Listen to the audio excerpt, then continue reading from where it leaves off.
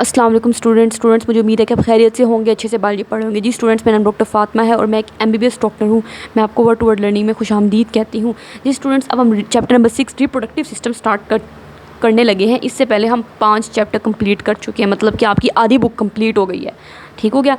अब chapter number 6 start करते हैं। चैप्टर नंबर 6 में बोर्ड के पेपर की पहले बात करें तो इसमें आपको क्या क्या चीज़ें बोर्ड में आएंगी। एक लॉन्ग क्वेश्चन का पार्ट आएगा, ठीक हो गया। एक MCQ आएगा आपको बोर्ड में और एक शॉर्ट क्वेश्चन आएगा, ठीक हो गया। तो इस लिहाज से हमने इसको प्रिपेयर करना है। छोटू सा चैप्टर है, बहुत छोटू सा मज़े का है, क्योंकि ये सारी चीज़ें इंसानों के अंदर हैं, आपके अंदर हो रही हैं। ठीक है, अगर आप मेल हैं तो आपके अंदर क्या हो रहा है, फीमेल है तो आपके अंदर क्या हो रहा है, यही हमने इस चैप्टर में पढ़ना है। इंटरेस्टिंग है, ठीक हो गया। तो ये पढ़ने में आपको मज़ा आएगा। इसको स्टार्ट करते हैं। छोटू सा पार्ट है, एक लॉन्ग, ये इंपॉर्टेंट है क्योंकि इसमें से लॉन्ग क्वेश्चन भी आना है, तो आपने अच्छे तरीके से प्रिपेयर करना है। ठीक है, एक MCQ आना है और एक शॉर्ट क्वेश्चन आना है। चले हम स्टार्ट करते हैं। स्टूडेंट, सबसे पहले वो कहता है रिप्रोडक्शन क्या है। रिप्रोडक्टिव सिस्टम है ना, तो रिप्रोडक्शन क्या होती है। रिप्रोडक्शन क्या होती है आपको पता है, लिविंग ऑर्गेनिजम्स, ये वो प्रोसेस है जिसके ज़रिए से लिविंग थिंग्स जो होती हैं, लिविंग ऑर्गेनिजम्स होते हैं, वो अपने जैसे न्यू लिविंग ऑर्गेनिज्म प्रोड्यूस करते हैं, अपने जैसे उनके मतलब अपने जैसे नए बच्चे प्रोड्यूस करते हैं। जैसा कि इंसानों के बच्चे इंसान होते हैं, आपने देखा है, बंदर होगा तो बंदर का बच्चा बंदर होगा, उसके जैसा होगा। ऐसे ही होगा ना, बिल्ली है तो बिल्ली के बच्चे बिल्ली के जैसे होंगे। तो इस तरीके से ऑल ऑर्गेनिजम्स, लिविंग ऑर्गेनिजम्स जो होते हैं, वो कहता है उनके अंदर ये एबिलिटी है, ये सलाहियत है क्या, कि वो नए इंडिविजुअल प्रोड्यूस कर सकते हैं ऑफ देयर ओन काइंड, अपनी ही तरह के। ठीक है, उन्होंने अपनी ही तरह के नए इंडिविजुअल, नए लिविंग ऑर्गेनिज्म प्रोड्यूस करने हैं। बिल्कुल। अब वो कहता है कि सेक्शुअल रिप्रोडक्शन, ये याद है आपको, मैंने 9th क्लास में पढ़ा था, एसेक्सुअल रिप्रोडक्शन और सेक्शुअल रिप्रोडक्शन, मैंने आपको पढ़ाया था डिटेल में। एसेक्सुअल रिप्रोडक्शन क्या थी, दोबारा थोड़ा सा बस डिस्कस कर लेते हैं, ज़्यादा नहीं करेंगे। जी स्टूडेंट्स, एक होती है एसेक्सुअल रिप्रोडक्शन और एक होती है सेक्शुअल। ठीक हो गया।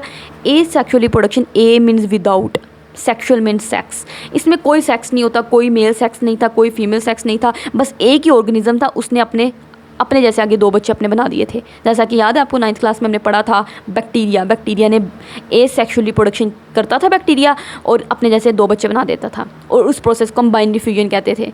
ये आपको सारी चीज़ें आपने पढ़ी हुई हैं, मैं अपने से कोई नई बात नहीं बता रही, बस रिवीजन हो रही है। ठीक है, एसेक्सुअल रिप्रोडक्शन थी ये। सेक्शुअल रिप्रोडक्शन क्यों होता, अब हमने इस चैप्टर में सेक्शुअल रिप्रोडक्शन को पढ़ना है। इसका मतलब है सेक्शुअल मतलब सेक्स, इसमें 2 सेक्स होंगे, एक मेल सेक्स होगा, ठीक हो गया, और एक फीमेल सेक्स होगा, फीमेल सेक्स होगी। ठीक हो गया। मेल सेक्स जो होता है उस, याद है आपको, मेल सेक्स के अंदर, फॉर एग्जाम्पल मैं मेल बना लेती हूँ, मेल सेक्स के अंदर मेल गोनैड्स होते हैं। मेल गोनैड्स कौन से होते हैं, मेल के यहाँ पे करके आपको पता है टेस्टिस होती हैं। ठीक हो गया। फीमेल जो सेक्स होता है, इस तरह करके फीमेल बना लेते हैं, ये एक फ़ीमेल है। ठीक है, फीमेल के जो पेट होता है, पेट के निचले हिस्से में मैंने आपको बताया था फीमेल गोनैड्स होते हैं, जिनको ओवरीज़ कहते हैं। यहाँ पे ऐसे करके 2 ओवरीज़ पड़ी होती हैं। अगर मैं आपको आपकी बुक से दिखा दूँ तो ज़्यादा अच्छे तरीके से आपको समझ आ जाएगी। देखिए, हमने पढ़ा था मेल है तो मेल के अंदर मेल गोनैड्स हैं, जिनको टेस्टिस कहते हैं। फीमेल है तो फीमेल के अंदर फीमेल गोनैड्स हैं, जिनको ओवरीज़ कहते हैं। ये 2 ओवरीज़ होती हैं। अब आपको पता है, मेल अगर सेक्स है तो उसने मेल गैमेट बनाना है। ठीक हो गया, मेल सेक्स ने मेल गैमेट्स बनाना होता है।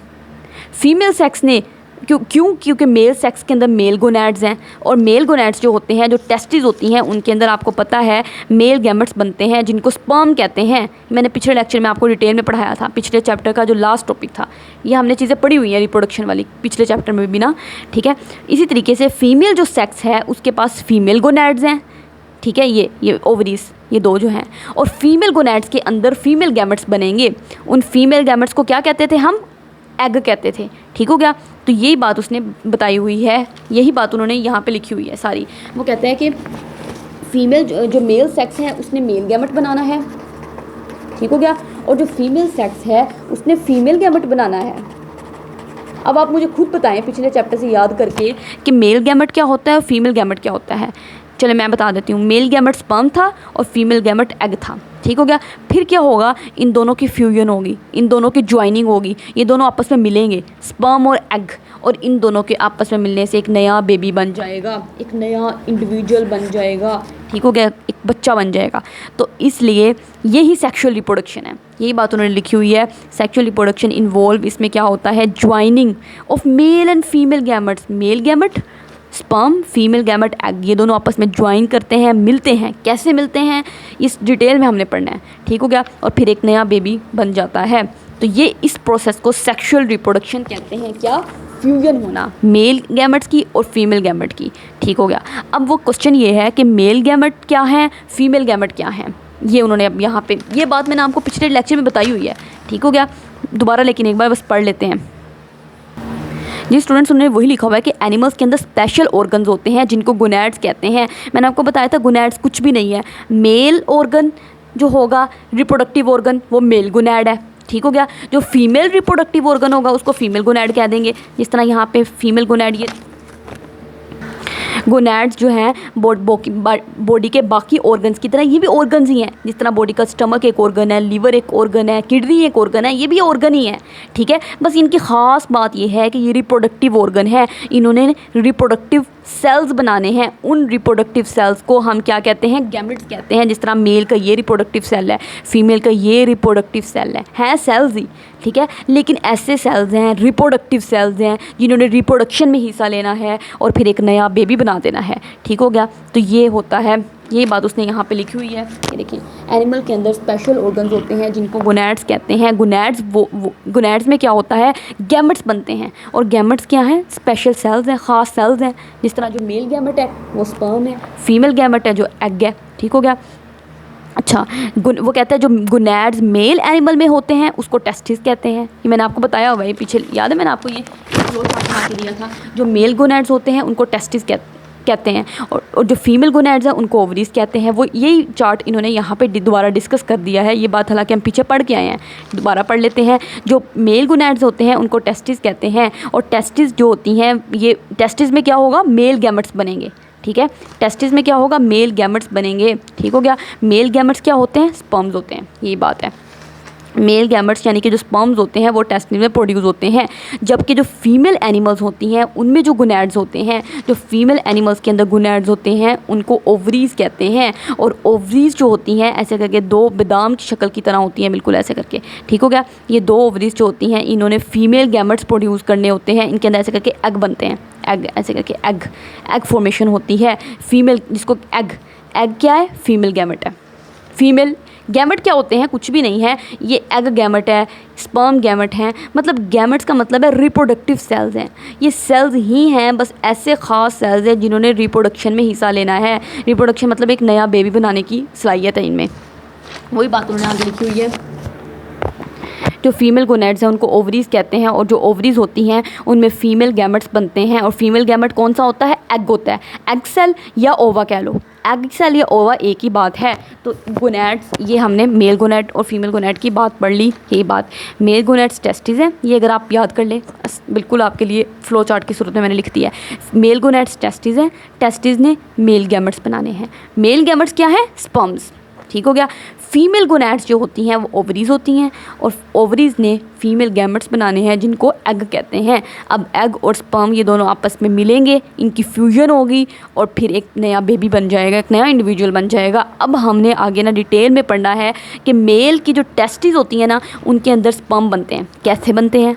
फीमेल की जो ओवरीज है ना उनके अंदर एग बनता है, कैसे बनता है। फिर स्पर्म को बनाने के बाद और एग को बनाने के बाद हमने स्पर्म और एग को आपस में फ्यूजन करवा देनी है, इन दोनों को आपस में मिला देना है और मिला के फिर हमने एक नया बच्चा बनाना है। इस चैप्टर में हमने ये काम करना है, ठीक हो गया। अब हम स्टार्ट करते हैं गैमेट्स की फॉर्मेशन। वही बात कि मेल गैमेट्स को बनाएंगे, ठीक हो गया, जो स्पर्म है, और जो फीमेल गैमेट्स एग्स हैं, इन एग्स को बनवाएंगे हम। तो वो कहता है कि ये जो गैमेट्स के बनने का प्रोसेस है इसको कहते हैं गैमेटोजेनेसिस। गैमेटो मतलब गैमेट्स का, जेनेसिस मीन बनना, जेनेसिस कहते हैं फॉर्मेशन को, बनना, जेनेसिस मीन फॉर्मेशन, ठीक है। फॉर्मेशन मतलब बनना, ठीक है। गैमेटोजेनेसिस गैमेट्स का बनना। अब कैसे गैमेट्स बनते हैं वो हम डिटेल में पढ़ेंगे। अच्छा, याद है आपको हमने 9th क्लास में चैप्टर नंबर 4 सेल साइकिल पढ़ा था और सेल साइकिल में मैंने आपको दो चीज़ें पढ़ाई थी, माइटोसिस और मियोसिस। हमने डिटेल में पढ़े थे माइटोसिस और मियोसिस, याद है आपको? जी स्टूडेंट्स, अब आपका प्रीवियस नॉलेज काम आएगा कि आपने वो चैप्टर नंबर 4 सेल साइकिल कितना अच्छे से पढ़ा था, क्या को आपको समझ आ गई थी माइटोसिस और मियोसिस। अगर फिर भी नहीं समझ आई तो मैं हल्का सा कॉन्सेप्ट आपको दोबारा दूंगी क्योंकि ये पूरे चैप्टर में यही चलना है। माइटोसिस वो प्रोसेस था जिसमें एक सेल से, ये एक सेल था, ठीक है, ये सेल कौन सा था? टू एन का मतलब है ये डिप्लॉयड सेल है। डिप्लॉयड सेल का क्या मतलब है, इस सेल, आपको पता है हर सेल के अंदर न्यूक्लियस होता है, इस सेल के अंदर भी एक न्यूक्लियस होगा, ठीक हो गया, और बाई वाला सारा साइटोप्लाज्म होगा। तो ये जो न्यूक्लियस है ना, इस न्यूक्लियस के अंदर आपको पता है क्रोमोसोम्स होते हैं। तो डिप्लॉयड सेल वो सेल होता है जिसके न्यूक्लियस के अंदर कितने क्रोमोसोम्स होते हैं, 46 क्रोमोसोम होते हैं, ठीक हो गया।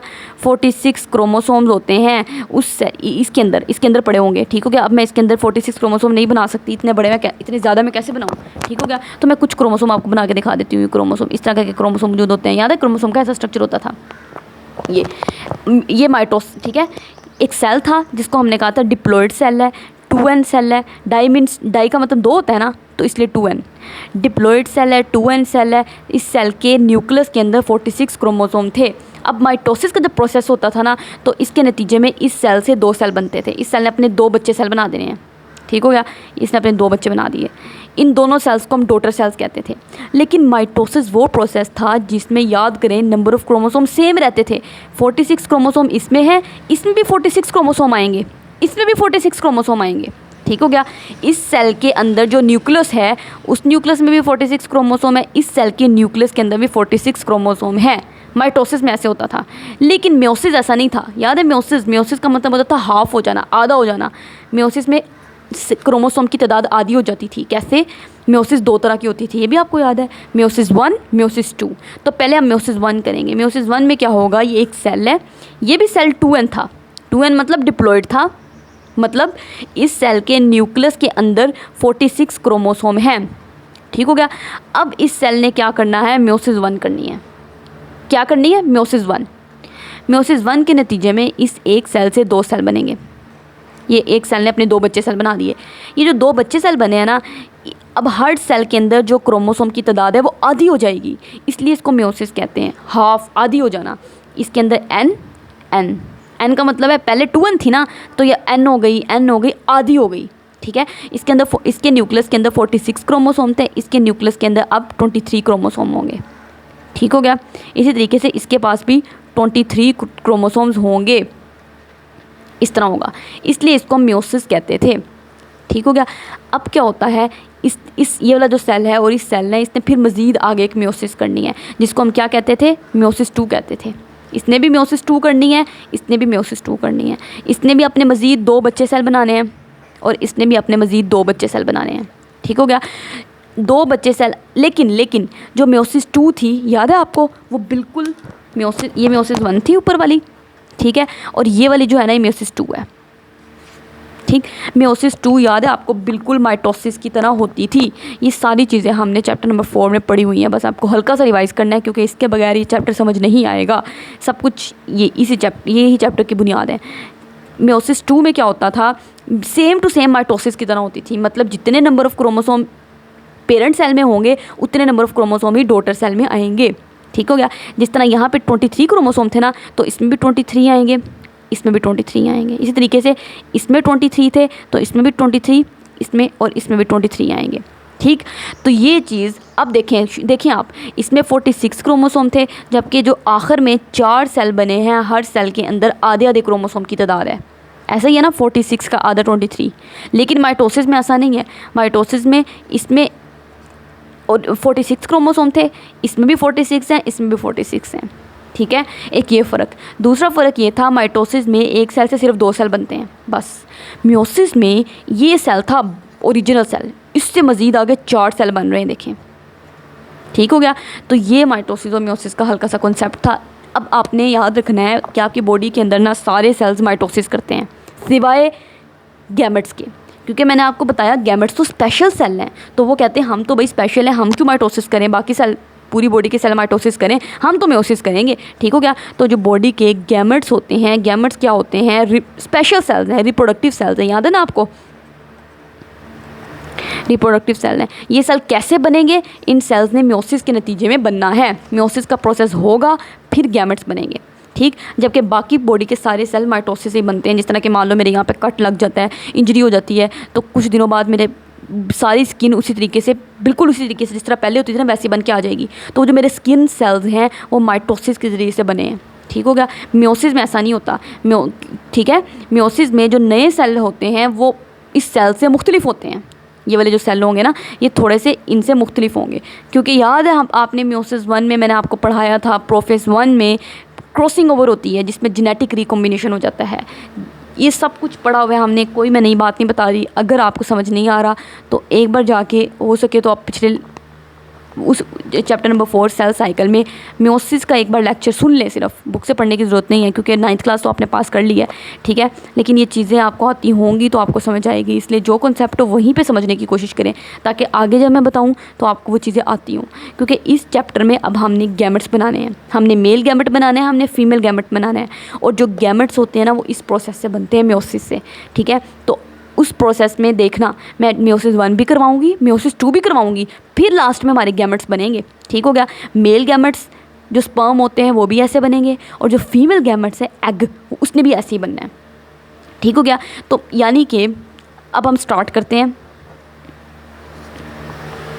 जी स्टूडेंट्स, उन्होंने यही बात यहाँ पे लिखी हुई है कि ये जो गैमेट्स फॉर्मेशन होनी है ना, आपने जो गैमेट्स बनाने हैं, हमने मेल गैमेट्स स्पर्म बनाने हैं इस तरह करके, और फीमेल गैमेट एग बनाना है। तो ये दोनों चीज़ें कैसे अब बनाओगे, आपने म्योसिस के प्रोसेस से बनानी है दोनों चीज़ें, माइटोसिस नहीं होनी, म्योसिस होनी है, ठीक हो गया। तो वो कह रहे हैं कि जो सेल डिवीजन थी वो 2 तरह की होती थी, माइटोसिस और म्योसिस। यहाँ पे म्योसिस होगी, ठीक हो गया। म्योसिस होती क्या है, उसने तो हल्का सा म्योसिस के बारे में बता दिया कि कुछ बच्चे भूल गए होंगे, चलो मैं दोबारा बता देता हूँ। म्योसिस क्या है, ये ऐसी डिवीजन है जिसमें reduction in number of chromosome in gametes, जो गैमेट्स बनेंगे ना म्योसिस के नतीजे में, ये चारों गैमेट्स ही बनने हैं। तो जो गैमेट्स बनेंगे ना, उनके अंदर जो क्रोमोसोम की तादाद होगी वो रिडक्शन आधी हुई होगी, कम हुई होगी क्रोमोसोम की तादाद। देखें यहाँ पे 46 क्रोमोसोम थे, यहाँ पे 23 हैं, ऐसा ही है ना। तो वो कहते हैं कि म्योसिस में क्या होगा, जो गैमेट्स बनेंगे उनके अंदर क्रोमोसोम की तादाद में रिडक्शन हुई होगी, कमी हुई होगी। कितनी कमी हुई होगी, 2 हैप्लॉइड, अब वो हैप्लॉइड बन चुके हैं, डिप्लॉइड से हैप्लॉइड बन चुके हैं, ठीक है। जो गैमेट सेल्स होते हैं, देखें ये 23 क्रोमोसोम जो होते हैं ना, उसको हैप्लॉइड कहते हैं, हैप्लॉइड सेल नहीं है, ठीक है। 46 क्रोमोसोम हो तो उनको डिप्लॉइड कहते हैं, 23 क्रोमोसोम हो तो उसको हैप्लॉइड सेल कहते हैं, सही हो गया। तो गैमेट म्योसिस वो प्रोसेस है जिसमें number of chromosome in the gametes, जो गैमेट्स के अंदर नंबर ऑफ क्रोमोसोम हैं उनकी तादाद आधी हो चुकी है, रिडक्शन हो चुकी है, ठीक हो गया। किस में रिडक्शन हो चुकी है, अब वो हिप्लॉइड सेल बन चुके हैं, ये देखिए सारे हिप्लॉइड सेल हैं, as compare to diploid number of body cell. वो कहता है अगर हम इनका मुकाबला करें, जबकि बाकी जो बॉडी, सारे बॉडी के सेल्स हैं ना, वो डिप्लॉयड है। डिप्लॉयड का मतलब है उन सेल्स के न्यूक्लियस के अंदर 46 क्रोमोसोम पड़े हुए हैं, वो सारे सेल डिप्लॉयड हैं। मतलब अगर आप मेरी स्किन सेल निकाल लो, मेरा मसल सेल निकाल लो, लीवर सेल निकाल लो, स्टमक सेल निकाल लो, बॉडी के सारे सेल्स जो होंगे ना, आप उन सेल को निकालो और उन सेल्स, ये सेल है, सेल का न्यूक्लियस निकालो और न्यूक्लियस को देखो माइक्रोस्कोप के नीचे, तो आप को उसके अंदर 46 क्रोमोसोम नज़र आएंगे। इसका मतलब है वो सारे सेल्स डिप्लॉयड सेल हैं। सिर्फ बॉडी के अंदर गैमेट्स वाहिद ऐसे सेल्स हैं जो हैप्लॉयड सेल हैं, बस। इन गैमेट्स को बनाने के लिए सिर्फ ये म्योसिस का प्रोसेस आया है, ठीक हो गया। ये देखें इतने ख़ास और इतने स्पेशल रिप्रोडक्टिव सेल्स हैं गैमेट्स, कि इनको बनाने के लिए स्पेशल एक नई सेल डिवीजन है म्योसिस, ये सिर्फ इन्हीं के लिए है, ठीक हो गया। सिर्फ गैमेट्स को बनाने के लिए म्योसिस होती है, बाकी कभी भी बॉडी का कोई सेल बनना हो तो माइटोसिस से ही बनता है, ठीक हो गया। अच्छा, अब हमने पहले मेल गैमेट बनाने हैं जो कि स्पर्म है। याद है आपको मेल गैमेट्स कौन से होते हैं, स्पर्म। मैं ऐसे क्यों बार बार बना रही हूँ मैं आपको बताऊँगी, क्योंकि स्पर्म थोड़ा दिखने में ऐसा ही होता है।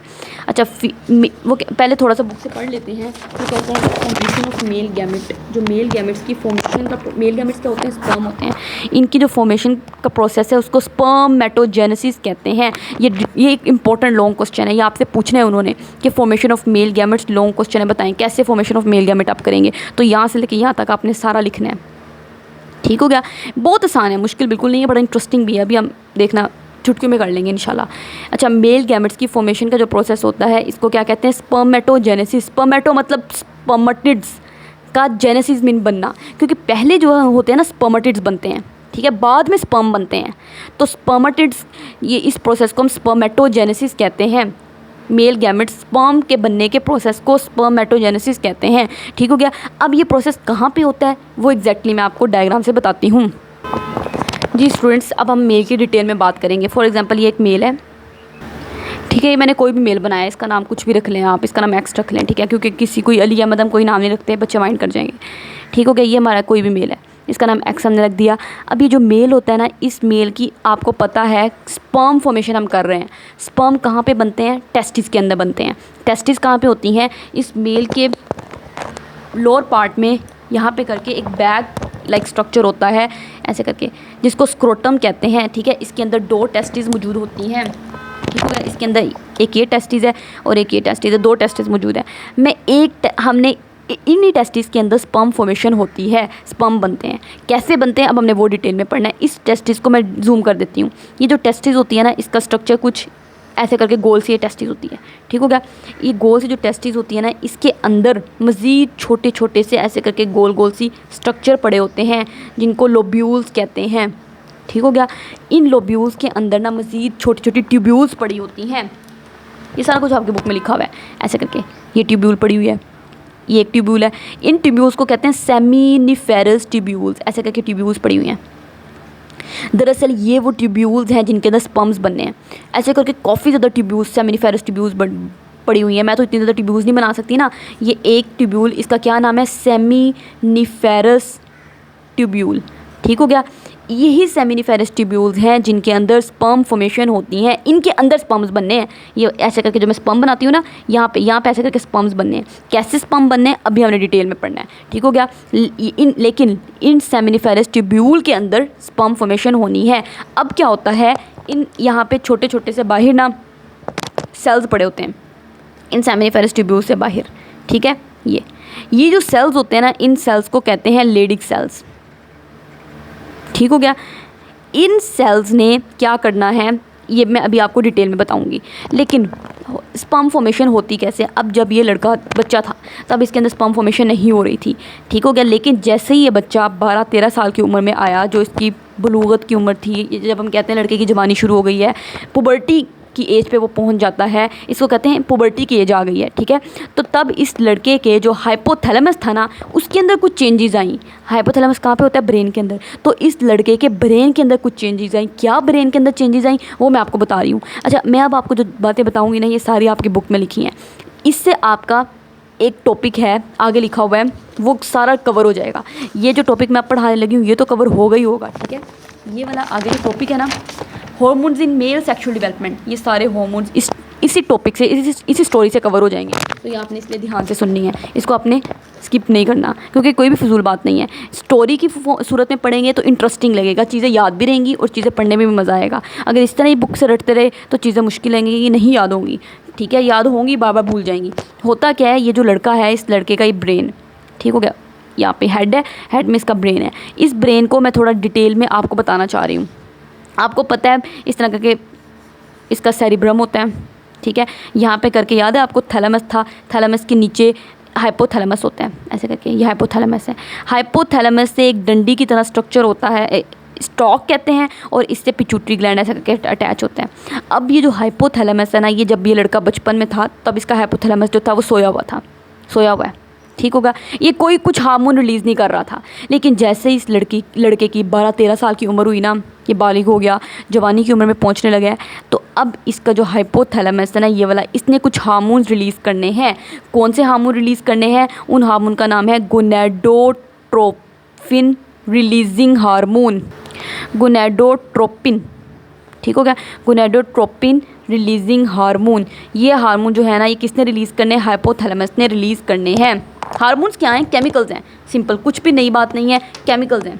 ठीक हो गया, इसने केमिकल्स रिलीज़ करने हैं और ये केमिकल्स रिलीज़ करके इधर भेज देने हैं। कहाँ पे? पिट्यूटरी ग्लैंड को भेज देने हैं, पिट्यूटरी ग्लैंड की एंटीरियर लोब को। ठीक हो गया। अब ये क्या है? Anterior lobe of pituitary gland. Anterior lobe of pituitary gland ने इस हार्मोन के, जब ये हार्मोन आया, उसने पिट्यूटरी ग्लैंड के इंटीरियर लोब को उठाया, जगाया उसको, उठ जाओ, बहुत सो लिया तुमने, अब उठ के तुम भी अपने हार्मोन बनाओ। तो anterior lobe of pituitary gland ने भी हार्मोन बनाना शुरू कर देने हैं। कौन से हार्मोन बनाने हैं? 2 हार्मोन बनाने हैं इसने, FSH, LH। जी स्टूडेंट्स, मैंने अभी तक आपको क्या बताया कि हाइपोथैलेमस ने गोनेडोट्रोपिन रिलीजिंग हार्मोन रिलीज़ करने हैं।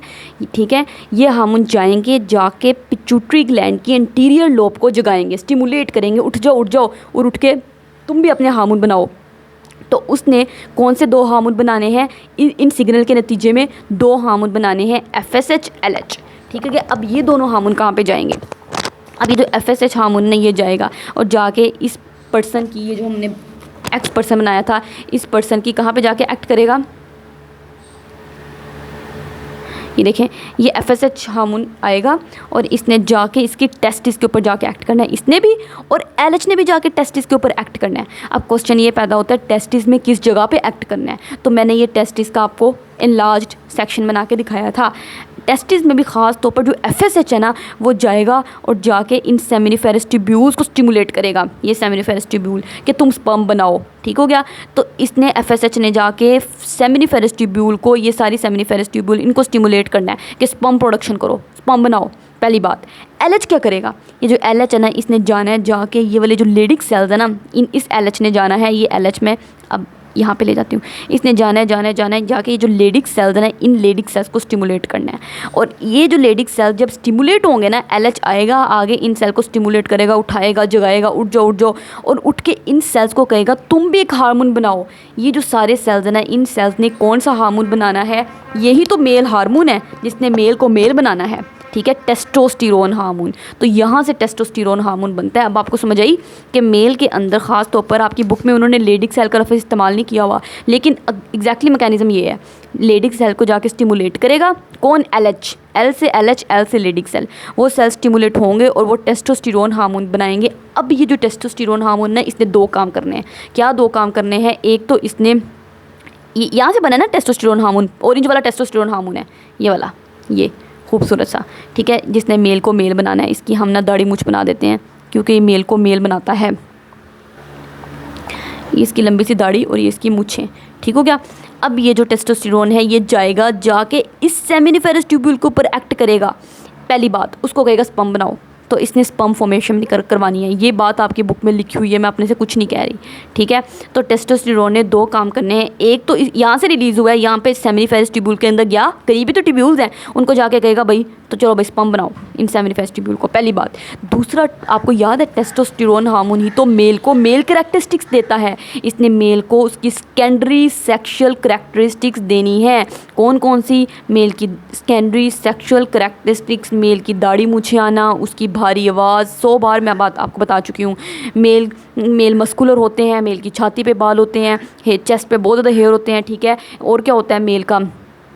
उनके शोल्डर्स बड़े मेल के ब्रॉड होते हैं ना, एज़ कम्पेयर टू फीमेल। उनकी आवाज़ भी भारी होती है। तो वो सारी करैक्टरिस्टिक्स टेस्टोस्टेरोन की वजह से होती हैं। तो टेस्टोस्टेरोन ने दो काम करने हैं। अब आपकी बुक से पढ़ लेते हैं, क्या बुक में भी यही बातें लिखी हुई हैं? जी स्टूडेंट्स, उन्होंने बुक में भी यही बात की हुई है कि ये जो प्रोसेस है ना स्पर्मेटोजेनेसिस का, स्पर्म की फॉर्मेशन का, ये कहाँ पे होना है? Seminiferous tubules of the testis. Testis के अंदर, मैं साथ में डायग्राम बनाई है उसको भी निकाल लेते हैं। टेस्टिस की जो सेमिनिफेरस ट्यूब्यूल्स हैं, इन सारी सेमिनिफेरस ट्यूब्यूल्स के अंदर ये स्पर्म फॉर्मेशन का प्रोसेस होना है। अभी हमने स्पर्म बनाया नहीं है, अभी बस मैंने आपको बताया है कि स्पर्म बनता कहाँ पे है और कौन सा हार्मोन क्या काम करता है। अभी हमने स्पर्म बनाना है। ठीक है। अच्छा, अब होता क्या है? सबसे पहले हम हार्मोन्स की बात करेंगे। वही बात जो मैंने आपको बताई कि सबसे पहले ना होना यही है कि हाइपोथैलेमस ने गोनाडोट्रोपिन रिलीजिंग हार्मोन रिलीज़ करना है। वो हार्मोन आएंगे, इसको स्टिमुलेट करेंगे, anterior lobe of pituitary gland को, और दो हार्मोन निकलेंगे, FSH, LH। अच्छा, अभी जो फॉलिकल स्टिमुलेटिंग हार्मोन है ना, ये जाएगा जाके, वही बात जो मैंने आपको कहानी सुनाई, इसने स्टिमुलेट करना है आपकी सेमिनिफेरस ट्यूब्यूल्स को। तो वही बात लिखी हुई है कि फॉलिकल स्टिमुलेटिंग हार्मोन जाएगा जाके, किसके साथ? अकेला काम नहीं करता, इसने जाना है और साथ में टेस्टोस्टेरोन हार्मोन ने भी, इन दोनों हार्मोन ने मिलके काम करना है। मैंने आपको बताया था टेस्टोस्टेरोन हार्मोन भी स्पर्म फॉर्मेशन करवाता है। कैसे करवाता है? याद है आपको? ये दाढ़ी मूंछों वाला टेस्टोस्टेरोन हार्मोन, इसने जाना था सेमिनिफेरस ट्यूब्यूल्स के अंदर। ठीक है। और स्पर्म फॉर्मेशन करवानी थी। इसी तरीके से FSH ने भी क्या किया था? ये वाला जो FSH हमारा प्रोड्यूस हुआ था, ये FSH भी, इस FSH को हम ना पर्पल कलर से बना लेते हैं ताकि एक पता लगे ये FSH हार्मोन है, ये FSH हार्मोन है। ठीक है आपका, ये इस FSH हार्मोन ने जाना था, इसने भी जाके इन सेमिनिफेरस ट्यूब्यूल्स को स्टिमुलेट करना था और इन ट्यूब्यूल्स को कहना था स्पर्म बनाओ। तो स्पर्म बनाने का काम किन किन का है? एक तो FSH हार्मोन का, दूसरा टेस्टोस्टेरोन हार्मोन का स्पर्म फॉर्मेशन का काम है। ठीक हो गया। वही बात उसने की हुई है कि FSH हार्मोन लोग किसके साथ मिलके अकेले काम नहीं करता, इसने टेस्टोस्टेरोन हार्मोन के साथ मिलके काम करना है। और टेस्टोस्टेरोन है एक मेल सेक्स हार्मोन है, और क्या करना है? इन दोनों ने मिलके स्पर्म प्रोडक्शन करवानी है। इन दोनों ने मिलके क्या करना है? FSH ने भी और टेस्टोस्टेरोन ने भी इधर से सेमिनिफेरस ट्यूब्यूल्स के अंदर से स्पर्म बनवाने हैं। अभी हम स्पर्म बनाएंगे आगे जाके, ठीक है। अच्छा, वो कहते हैं FSH कहाँ से प्रोड्यूस हुआ है? FSH एंटीरियर पिट्यूटरी ग्लैंड से प्रोड्यूस हुआ है। वही जो मैंने अभी आपको दिखाया, FSH कहाँ से प्रोड्यूस हुआ है? पिट्यूटरी ग्लैंड की एंटीरियर लोब से प्रोड्यूस हुआ है। और टेस्टोस्टेरोन कहाँ से प्रोड्यूस हुआ है? By the testis. टेस्टिस ने टेस्टोस्टेरोन बनाया है, बिल्कुल। ये देखें यहाँ पे जो लेडिक सेल्स हैं, इन्होंने टेस्टोस्टेरोन बनाया है ना। तो लेडिक सेल्स कहाँ पे मौजूद है? टेस्टिस के अंदर ही मौजूद है। ये मैंने पूरी टेस्टिस ही तो आपको बना के दिखाई है। तो टेस्टिस के अंदर टेस्टोस्टेरोन हार्मोन बनेगा और जो FSH हार्मोन है वो पिट्यूटरी ग्लैंड की एंटीरियर लोब से बनेगा और ये दोनों हार्मोन मिलके जाएंगे, जाके सेमिनिफेरस ट्यूब्यूल्स के अंदर स्पर्म फॉर्मेशन करवाएंगे। ये बात उन्होंने लिखी हुई है। अब स्पर्म फॉर्मेशन सेमिनिफेरस ट्यूब्यूल्स के अंदर कैसे होती है? मैं अब आपको ना एक सेमिनिफेरस ट्यूब्यूल ये बड़ी करके दिखाऊंगी और इसके अंदर हमने स्पर्म बनवाना है, तो हम स्पर्म बनाएंगे। लेकिन इससे पहले यही बातें जो मैंने अभी आपको सारे कॉन्सेप्ट दिए हैं ना, तीनों हार्मोन्स के बारे में बताया मैंने आपको, ये वाले हार्मोन के बारे में, ठीक है, और इन्हीं के बारे में यही बातें आगे एक टॉपिक में लिखी हुई हैं। तो वो टॉपिक भी साथ पढ़ लेते हैं, वो भी साथ में ही कवर हो जाएगा। ठीक हो गया जी स्टूडेंट्स। जो मैंने अभी आपको सारी स्टोरी सुनाई है ना, ये सारे हार्मोन्स वही हैं। तो मैं चाह रही हूँ कि आपको ये टॉपिक भी साथ ही पढ़ा दूँ, ताकि ये टॉपिक भी हमारा साथ ही कवर हो जाए, क्योंकि सब कुछ यही है। दोबारा मुझे पढ़ाना पड़ेगा ये टॉपिक, तो फिर यही कहानी मुझे दोबारा सारी सुनानी पड़ेगी, तो टाइम बहुत ज़ाया हो जाएगा। ठीक हो गया। हम स्टार्ट करते हैं यहाँ से। सबसे पहले आप मुझे खुद ही बताएं, जब इस पर्सन को प्यूबर्टी हिट की थी, तो सबसे पहले आपको पता है मैंने हाइपोथैलेमस, ये आपका हाइपोथैलेमस था। इस हाइपोथैलेमस से जो मैंने येलो वाला बनाया है, येलो वाला, ये हाइपोथैलेमस है, इसमें से गोनेडोट्रोपिन रिलीजिंग हार्मोन रिलीज़ हुआ था। ठीक हो गया। वो हार्मोन की क्या किया था उसने? वो गया था जाके पिट्यूटरी ग्लैंड की इंटीरियर लोब को स्टिमुलेट किया था इसने केमिकल्स जो रिलीज़ किए थे, ऐसा ही था ना। तो वही बात उसने लिखी हुई है। आपने भी सबसे पहले ऐसे ही स्टार्ट करना है। बुक वालों ने पता नहीं क्यों इसको थोड़ा गलत ऑर्डर में लिख दिया है। सबसे पहले गोनेडोट्रोपिन रिलीजिंग हार्मोन रिलीज़ होता है, कहाँ से? हाइपोथैलेमस से रिलीज़ होता है। ये जाएगा, इसने जाना है जाके पिट्यूटरी ग्लैंड को स्टिमुलेट करना है। देखिए, पिट्यूटरी ग्लैंड की इंटीरियर लोब का खास तौर पर स्टिमुलेट करना है और उससे FSH और LH हार्मोन रिलीज़ करवाने हैं। टू रिलीज LH और FSH और FSH हार्मोन रिलीज़ हो गए। दूसरा, अब हम ये जो LH की बात करेंगे और हम FSH की बात करेंगे, इस FSH की बात करेंगे और LH की बात करेंगे। ठीक हो गया। ये सारे ना हम क्या पढ़ रहे हैं? ये सारे मेल हार्मोन्स पढ़ रहे हैं। फीमेल हार्मोन्स मैंने आपको पिछले लेक्चर में बताए थे सारे। ये सारे मेल हार्मोन है। मेल के अंदर बस यही हार्मोन्स रिलीज़ होते हैं। ठीक हो गया। ख़ास तौर पर रिप्रोडक्टिव सिस्टम की मैं बात कर रही हूँ उसमें। दूसरा हमने कहा अब दो हार्मोन बने, FSH हार्मोन बने, LH हार्मोन बने। तो पहले FSH की बात कर लेंगे, फिर LH की बात करते हैं। तो FSH हार्मोन मुझे खुद ही बताएं कहाँ से प्रोड्यूस हो रहा है? FSH hormone anterior lobe of pituitary gland से प्रोड्यूस हुआ गया और इसने जाके क्या किया? ये गया FSH और जाके इसने इन सेमिनिफेरस ट्यूब्यूल को स्टिमुलेट किया। टेस्टिस के अंदर पड़ी हुई है ना, जो इस टेस्टिस के अंदर ही पड़ी हुई हैं कि वो स्पर्म फॉर्मेशन करें, यही काम किया ना इसने। तो वही यही लिखा हुआ है। मेल्स के अंदर जो FSH होता है कहाँ से प्रोड्यूस हुआ है? एंटीरियर पिट्यूटरी ग्लैंड से, और इसने जाना है टेस्टिस को स्टिमुलेट करना है और उनको कहना है टेस्टिस के अंदर एक्चुअली सेमिनिफेरस ट्यूब्यूल को करना है, ठीक है, और स्पर्म फॉर्मेशन करवानी है। यही बात ये हमने बहुत बार कर ली है। दूसरा हार्मोन कौन सा रिलीज़ हुआ था anterior lobe of pituitary gland से? LH की बात कर लेते हैं। मैंने अभी आपको बताया कि LH ने जाना है और जाके इन सेल्स को स्टिमुलेट करना है और वो सेल्स बदले में टेस्टोस्टेरोन बनाएंगे। ठीक हो गया। ये सेल्स टेस्टोस्टेरोन बनाएंगे। तो ये LH क्या करता है? ये भी anterior lobe of pituitary gland से रिलीज़ हो रहा है। बिल्कुल यही बात है, यही तो मैं आपको बता रही हूँ। पिट्यूटरी ग्लैंड के एंटीरियर लोब से दो हार्मोन रिलीज़ हुए हैं, LH भी वहीं से रिलीज़ हो रहा है और ये जाता है और जाके इसने टेस्टोस्टेरोन की प्रोडक्शन करवानी है बाय द टेस्टिस। इसने टेस्टिस के अंदर टेस्टोस्टेरोन बनवाना है। तो इंपॉर्टेंट बात है, टेस्टोस्टेरोन कौन बनवा रहा है? ख़ास तौर पर LH बनवा रहा है। ठीक हो गया। LH हार्मोन ने ख़ास तौर पर जाना है, इन सेल्स को स्टिमुलेट करना है और टेस्टोस्टेरोन हार्मोन जो जिसकी इतनी मूछें हैं, इतनी दाढ़ी है, ये मेल हार्मोन बनवाना है। सही हो गया। अब हम पढ़ लेते हैं टेस्टोस्टेरोन क्या काम करता है। टेस्टोस्टेरोन हार्मोन जो है ना, ये कहाँ से प्रोड्यूस हो रहा है? टेस्टिस से ही तो प्रोड्यूस हो रहा है। मेल की जो टेस्टिस हैं, ये टेस्टिस, इन टेस्टिस के अंदर ये वाले सेल्स हैं, वो टेस्टोस्टेरोन हार्मोन बना रहे हैं। तो टेस्टिस से निकल रहा है ना। ये करता क्या ये हार्मोन? इसने ना शुरू करना है और कंट्रोल करना है development of male secondary sexual characteristics during puberty. जब उस मेल को पुबर्टी हिट करेगी, जैसे उसकी जवानी की उम्र आ जाएगी, बलूगत की उम्र आ जाएगी, 12-13 साल जो होते हैं, उसके वक्त ना उस वक्त लड़कों की सारी चीज़ें बदल जाती हैं, लड़कों की आवाज़ इतनी भारी भारी हो जाती है, दाढ़ी मूँछें आना शुरू हो जाती हैं, मुंह पे बाल आना शुरू हो जाते हैं, सॉरी मुंह पे दाने आना बनना शुरू हो जाते हैं। तो ये सारी टेस्टोस्टेरोन की करामात हैं, ठीक है। इसने क्या क्या करवाना है, उनकी आवाज़ भारी कर देनी है, उनके चेहरे पे बाल, उनकी बॉडी के ऊपर बहुत ज़्यादा बाल आना शुरू हो जाते हैं। और मसल्स मैस, मेल मस्कुलर ज़्यादा होते हैं ना, उनके मसल्स इतने बड़े बड़े होते हैं, मजबूत होते हैं, वो भी टेस्टोस्टेरोन की वजह से होते हैं। और टेस्टोस्टेरोन ने क्या करना है, स्पर्मेटोजेनेसिस, मैंने आपको बताया था टेस्टोस्टेरोन ने 2 काम करने हैं। एक तो ये सारी चीज़ें जो मैंने भी आपको बता दी, दूसरा स्पर्म फॉर्मेशन। तो टेस्टोस्टेरोन ने 2 काम करने हैं, एक तो सेकेंडरी सेक्सुअल कैरेक्टरिस्टिक्स सारी लेकर आनी है, वही दाढ़ी मूँछें, मुंह पे बाल, जो जो आपको मेल में नज़र आता है, इतने ब्रॉड शोल्डर्स हैं, मस्कुलर हैं, वो सारी चीज़ें। स्पर्म फॉर्मेशन भी मेल की टेस्टोस्टेरोन ही करवाएगा, FSH भी करवाएगा, टेस्टोस्टेरोन भी करवाएगा, ये दोनों मिलके काम करेंगे। और अभी स्पर्म फॉर्मेशन करवाएंगे, स्पर्म अभी हमने बनाना है, कैसे बनता है अगले लेक्चर में डिटेल में पढ़ते हैं। तो इस तरीके से हमने ये टॉपिक भी कंप्लीट कर लिया, और मेल जो ये वाला जो टॉपिक है इसको भी हमने आधा तकरीबन कंप्लीट कर लिया। अब बस हमने स्पर्म बनाना है कि जो सेमिनिफेरस ट्यूब्यूल्स हैं, ये बुक में आपके उन्होंने ये डायग्राम बनाई हुई है, ठीक है। ये उन्होंने टेस्टिस बनाई है, और टेस्टिस के अंदर सारी सेमिनिफेरस ट्यूब्यूल्स हैं, ठीक है।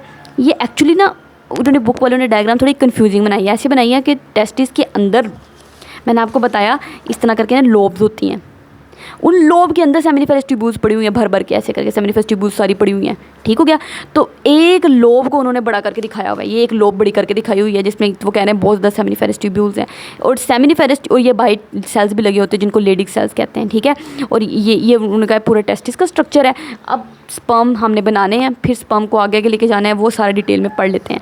अगले लेक्चर में हम ये सारी स्पर्म फॉर्मेशन करेंगे, इधर से लेके बहुत इंपॉर्टेंट लॉन्ग क्वेश्चन है, बहुत आसान है, कुछ मुश्किल नहीं है। अगले लेक्चर में आपसे मुलाकात होती है। अल्लाह हाफिज़।